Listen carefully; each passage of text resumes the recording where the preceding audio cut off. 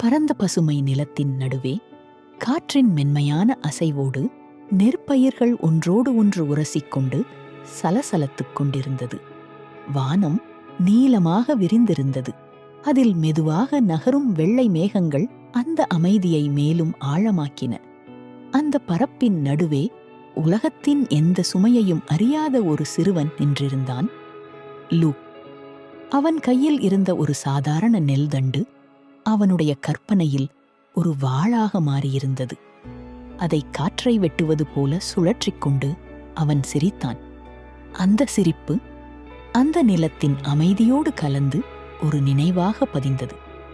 அந்த சிரிப்பின் பின்னால் இன்னொரு சத்தம் எழுந்தது. ஆழமான, உறுதியான குரல். அது கட்டளையிடுவது போலவும் பாதுகாப்பை உறுதிப்படுத்துவது போலவும் இருந்தது. ஒரு நாள் உண்மையான வாளையும் நீ சுழற்றுவாய் என்ற அந்த குரல் கேட்டதும் லூக் உடனே திரும்பி பார்த்தான். அவன் முகம் மலர்ந்தது. அவன் ஓடி வந்து அந்த மனிதனை அணைத்தான். வியோலா வென்றே. பரந்த தோள்கள், காற்றில் சிதறிய முடி, குறுகிய தாடி, கூர்மையான கண்கள், போரின் அடையாளங்களை உடலில் சுமந்தவன். ஆனாலும் அந்த நொடியில் அவன் ஒரு போர் வீரன் அல்ல, ஒரு தந்தை. லூக் அவன் முகத்தை பார்த்து வானத்தை நோக்கி கையை நீட்டி, அப்பா, இன்று வானம் எவ்வளவு தெளிவாயிருக்கு, டுஹான் கதைகள் மாதிரி இல்லையா என்றான். வியோலா மேலே பார்த்தான். ஒரு நொடி அந்த வானத்தை அவன் கண்கள் பிடித்தது. ஆம், அப்படித்தான் இருக்கு என்று அவன் மெதுவாக சொன்னான். அவன் லூக்கை தூக்கி தனது தோள்களில் வைத்தான். அந்த உயரத்தில் இருந்து உலகத்தை பார்க்கும் மகிழ்ச்சியில் லூக் கைகளை விரித்தான். காற்றை தழுவுவது போல சிரித்தான். அந்த சிரிப்பு ஒரு வாழ்க்கை முழுவதும் நீடிக்க வேண்டிய சுதந்திரத்தின் சிரிப்பு. ஆனால் அந்த காட்சி மெதுவாக மங்கத் தொடங்கியது. ஒளி குறைந்தது. காற்றின் அசைவு நின்றது. பசுமை இருளில் கரைந்தது. அதே கைகள், ஒரு நொடி முன்பு வானத்தை தொட முயன்ற கைகள், இப்போது சங்கிலியில் கட்டப்பட்டிருந்தது. லூக் ஆர்கிபோல்ட் பென்ட்லி தனது கண்களை திறந்தான். அவன் மீண்டும் உணர்ந்த உலகம் அந்த வயலின் மென்மையல்ல, அது கப்பலின் அடித்தளத்தில் அடைக்கப்பட்டிருந்த ஈரமான இருள், பசியின் கசப்பு, உடலின் சோர்வு, உயிரோடு இருப்பதற்கான போராட்டம். புயலை தாண்டி சில நாட்கள் ஆகிவிட்டது. அது அவர்களை உயிரோடு விட்டது ஒரு அதிசயமாக இருந்தாலும் அதன் விலையை அவர்கள் இன்னும் செலுத்திக் கொண்டிருந்தனர். உணவு முடிந்துவிட்டது, வலிமை குன்றுவிட்டது. ஆனால் மூச்சு மட்டும் அது இன்னும் இருந்தது. அந்த இருளின் மேல், கப்பலின் மேற்பரப்பில் ஒரு மனிதன் கடலின் எல்லையை நோக்கி நின்றிருந்தான். நீண்ட நேரம் எதையும் சொல்லாமல் பார்த்து கொண்டிருந்த அவன் கண்கள் திடீரென்று ஏதோ ஒன்றை பிடித்தது. அந்த ஒரு நொடியில் அவன் உடல் முன்னே சாய்ந்தது. பின் அவன் குரல் காற்றை வெட்டியது. நிலம். அந்த வார்த்தை கப்பலின் முழுவதும் ஒலித்தது. சோர்வால் நகர முடியாதவர்கள் கூட தலையை உயர்த்தினர். சிலர் ஓடினர். சிலர் கைடர்களை பிடித்தபடி தூரத்தை நோக்கி பார்த்தனர். ஆம், அது உண்மை. கரை, செயின்ட் லூயி, எத்முஸ் பேரரசின் முக்கிய நுழைவாயில்களில் ஒன்று, இந்த உலகின் 3 பெரிய பேரரசுகளில் ஒன்றான எதிம்ஸ், ஒரு ஒரே நிலம் போல தோன்றினாலும் அது பல நிலங்களின் சேர்க்கை. பல காலநிலைகள், பல மரபுகள், பல ஆட்சிகளின் கூட்டுத்தொகை. அதன் இதயம் இன்னும் தூரத்தில் இருந்தாலும் அதன் துடிப்பு முதலில் உணரப்படுவது இங்கே, செயின்ட் லூயியில்.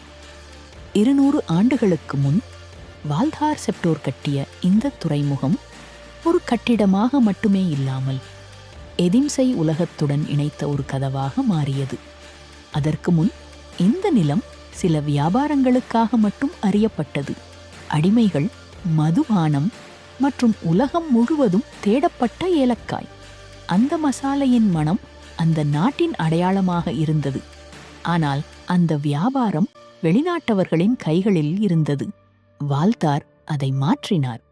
அவர் கட்டிய துறைமுகங்கள், குறிப்பாக செயின்ட் லூயி, அந்த வியாபாரத்தை உள்ளே கொண்டு வந்தது. 5000 ஹெக்டேர்களுக்கு பரந்த அந்த இடம் ஒரு துறைமுகமாக மட்டும் அல்லாமல் ஒரு நகரமாக, ஒரு சக்தியாக வளர்ந்தது. அதே காலத்தில் ஒரு முக்கியமான முடிவும் எடுக்கப்பட்டது. அடிமை வியாபாரம் நிறுத்தப்பட்டது. ஆனால் காலம் ஒரே திசையில் செல்லாது. இப்போது எதிம்ஸின் அரசன் டெமெட்ரியஸ் செப்டோர் அந்த பழைய நிழலை மீண்டும் எழுப்ப முயல்கிறான். அந்த நாளில் செயின்ட் லூயி ஒரு விசித்திரமான வரலாற்றை பார்த்தது. 200 ஆண்டுகளுக்குப் பிறகு மீண்டும் போர்க்கப்பல்கள் அடிமைகளை கொண்டு வந்தன.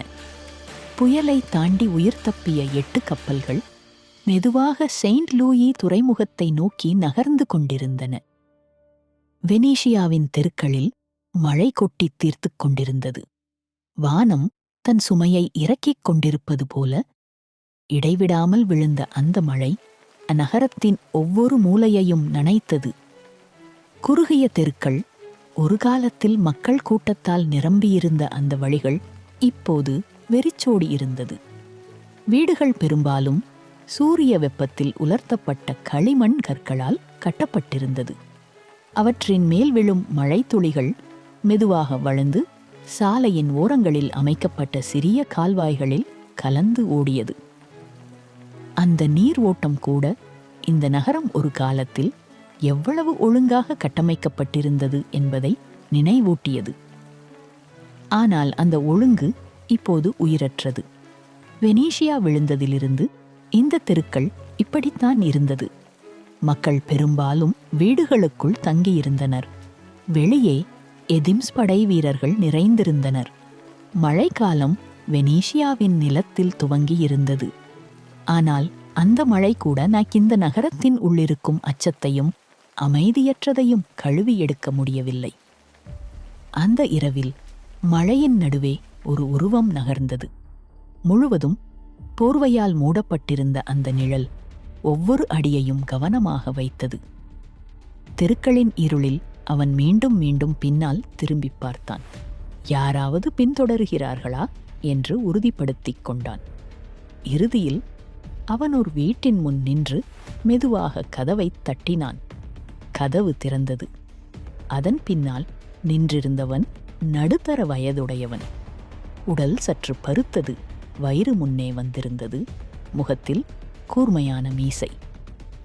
அவன் அந்த உருவத்தை உடனே உள்ளே அழைத்தான். கதவை மூடும் முன் அவன் வெளியே சற்று முனைந்து சுற்றிலும் பார்த்தான். யாரும் இல்லை என்பதை உறுதிப்படுத்திக் கொண்டு கதவை வெறுவெறுப்பாக அடைத்தான். இப்படி நேரத்தில் வெளியே வருவது நல்ல யோசனை இல்லை என்று அவன் தன் குரலை குறைத்து சொன்னான். அந்த வார்த்தைகளில் பதட்டம் தெளிவாக இருந்தது. யாராவது பார்த்திருந்தால் நமக்கு பிரச்சனைதான்.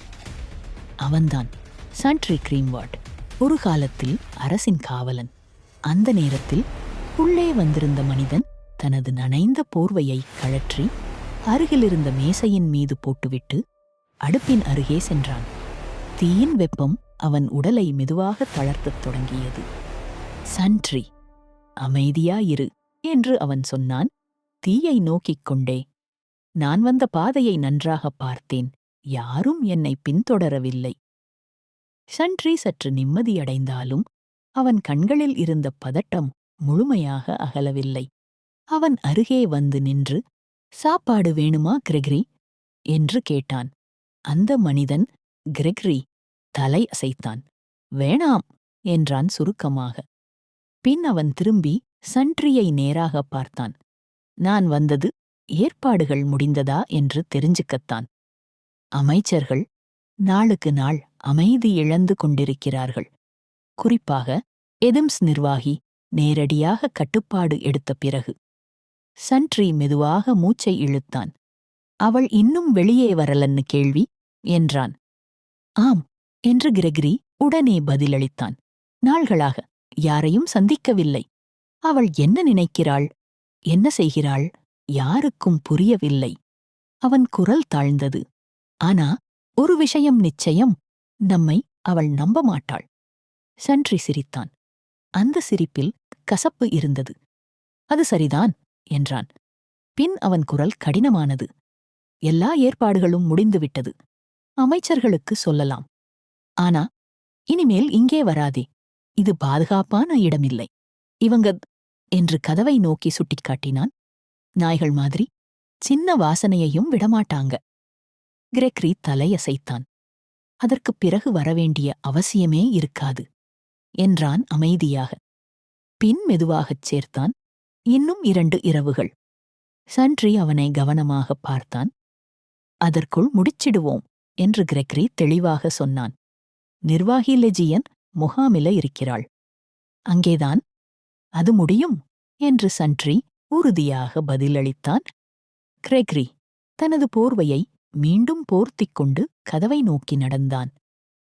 கதவை திறக்க முன் சன்ட்ரியின் குரல் மீண்டும் அவனை நிறுத்தியது. அரசன் பற்றிய தகவல் ஏதாவது? ஒரு நொடி அமைதி. மழையின் சத்தம் மட்டும். உயிரோட இருக்கிறார் என்று கிரெக்ரி சொல்லிவிட்டு வெளியேறினான்.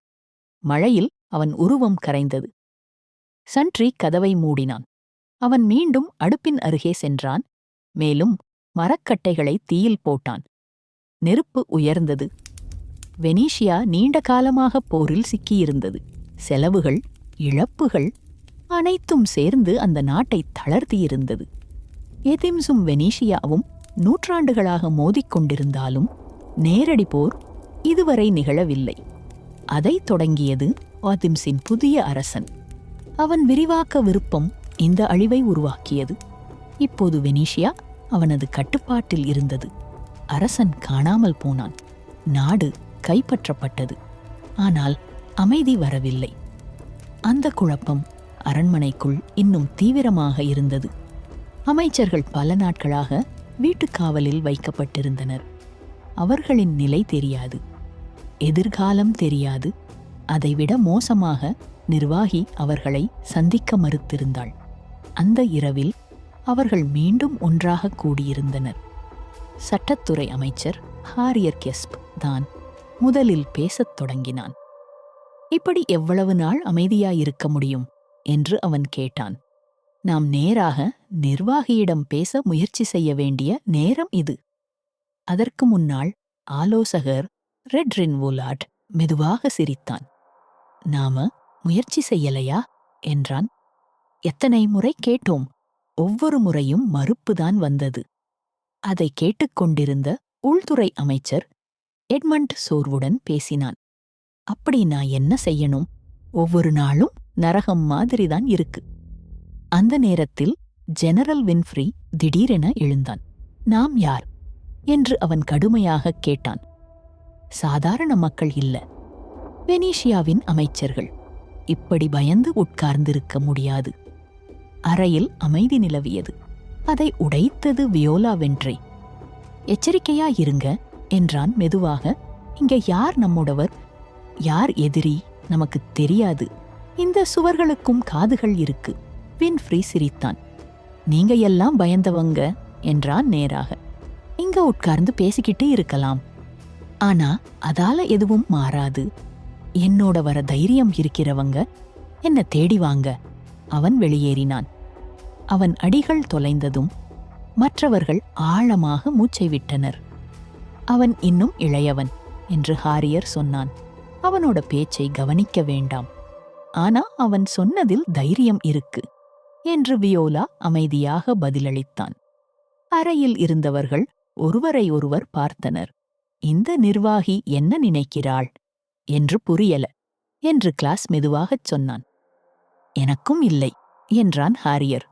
ஆனா இப்போ நம்மால் எதுவும் செய்ய முடியாது. அவள் லெஜியன் முகாமில இருக்கிறாள். நாட்களாக நான் அனுப்பிய கடிதங்களுக்கு ஒரே பதில்தான் வருகிறது என்றான் வியோலா. சரியான நேரத்தில். அவன் மற்றவர்களை பார்த்தான். அவள் ஒரு நிர்வாகி மட்டும் இல்ல, ஏதெம்ஸ் இளவரசி. எதிரி நாட்டுக்குள் இருக்கிறாள். அவள் கவனமாக இருக்கிறாளோ? சிலர் தலை அசைத்தனர். அவசர முடிவுகள் எடுக்க வேண்டாம் என்று ஹாரியர் முடிவெடுத்தான். கத்திருந்து பார்ப்போம். ஒருவருக்கொருவர் அமைதியாக வெளியேறினர்.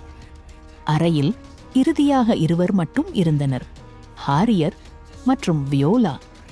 அந்த ஜெனரல் இப்படி பேசுறான் என்று ஹாரியர் மெதுவாக சொன்னான். குறைந்தது அவனுக்கு தைரியம் இருக்கிறது என்று வியோலா பதிலளித்தான். அவன் நமக்கு உதவுவான்னு நினைக்கிறியா என்று ஹாரியர் கேட்டான். வியோலா சற்றே யோசித்தான். வலிமை இருக்கிறது என்றான். ஆனா முட்டாள்தனம் கூட இருக்கிறது. இப்போ நமக்கு அது தேவையில்லை.